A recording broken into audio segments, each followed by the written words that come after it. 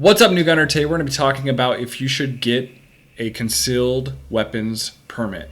So let's not waste any more time and dive in. So at the beginning of this video, just to let you guys know, I'm not a lawyer. I'm not anything like that. This is all just opinion based off of me, my experience, and my own personal thought process if you should get a concealed weapon permit.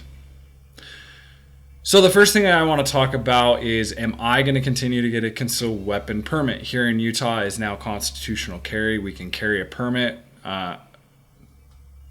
Here in Utah now, it is a constitutional carry state, so we can carry with a valid driver's license as long as we are not a felon. Now, am I going to continue to get my permit? And the answer is yes.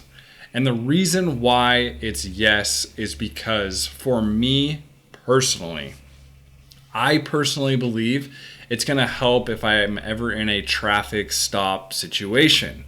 Now, the thing is, the minute you show an officer that you have your permit, you are basically showing him that you are not a felon. So the thing is, I got this advice from a police officer. He is my friend, and this is what he recommended from his standpoint. He feels more comfortable if he sees a permit in a traffic stop. All officers, from my understanding and what he told me, is that they are all trained to assume that at any traffic stop that they have, that they need to mentally prepare that there is a weapon in the car, and that this person does have a weapon before they even get you to roll down your window. But in my own opinion, that just immediately shows the police officer that, hey, look, I'm not a felon. I do have a weapon in the car, but look, I am not a felon.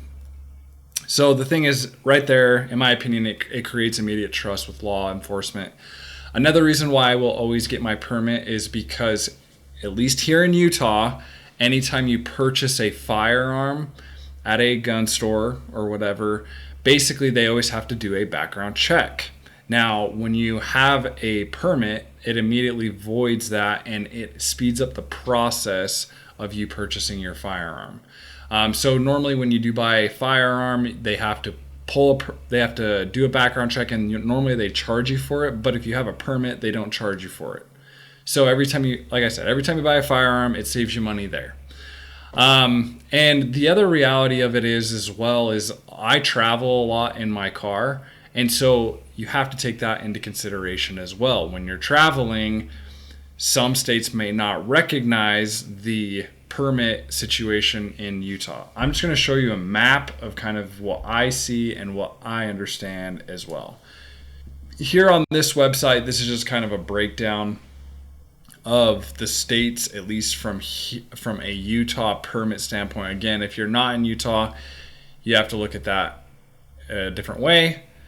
But basically, for example, if I were to travel to Colorado, basically they only do permits only for residents, right? So if I don't have a permit if I don't have my permit and I'm just using my rights as a Utah citizen and I go to Colorado, I'm more than likely going to get in trouble. Now, from my understanding as well, if I go to AZ, it still works as a non-resident. If I go to Idaho, it works as a non-resident. If I go to Nevada, different situation here, right? Like, I might run into some issues. So if I have a permit, from my understanding, I'm not going to have any problems going to any of these states around me. Now, like I said, this particular site.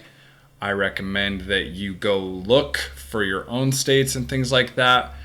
And the reality is, I just recommend that everybody get a permit if their state will allow them to, right? Because you also need to understand situations. If you were to get in a situation where you need to use your firearm, that these courses also teach you about those situations and what you can do in those situations.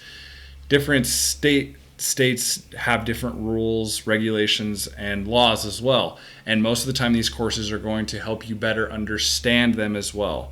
So The biggest takeaway I can tell you, as if you are looking into getting your permit, and once you get your permit and you are carrying on a regular basis, the biggest takeaway that I have taken away from any of these is, if you can get out of this situation, get out immediately. So what do I mean by that? If there is a shooting happening in a store or something and you are with your family, they are your number one priority. If you can get out, just get out. Don't go run to the scene.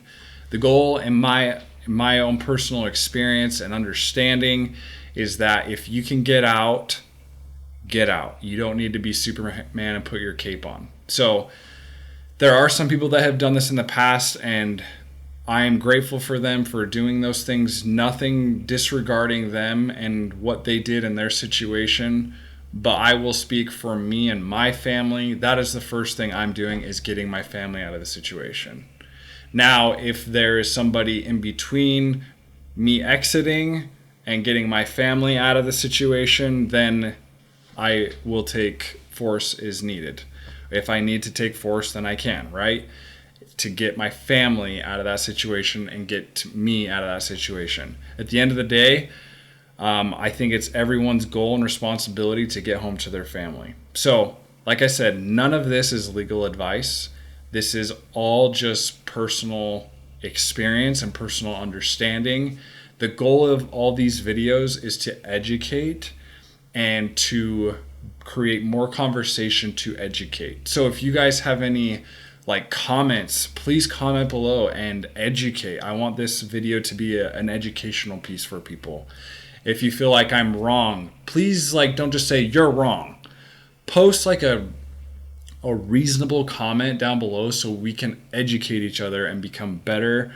And that is the goal of this channel as well. So like I said, this is all my own personal opinion. If you guys like these videos, hit that like button and don't forget to subscribe. And hopefully you guys all have a great day, and peace.